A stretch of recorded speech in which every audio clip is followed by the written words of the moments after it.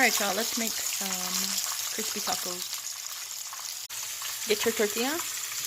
This is straight off the package. Your ground beef, make sure you season it beforehand. I don't measure, I just grab chunks. You can see the lines on the tortilla. You want to do about half. So push this all the way down.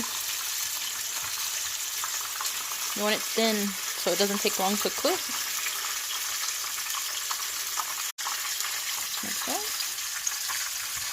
All the way. Now if you want onions, you can add them now.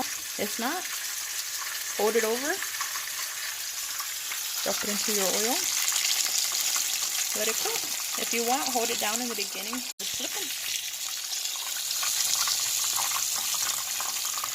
them.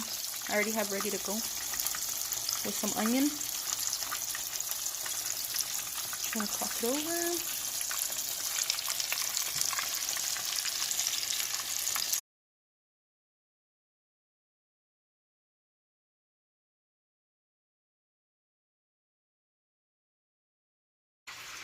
Once they're done draining on paper towel, napkins, whatever you have, load it with whatever you like.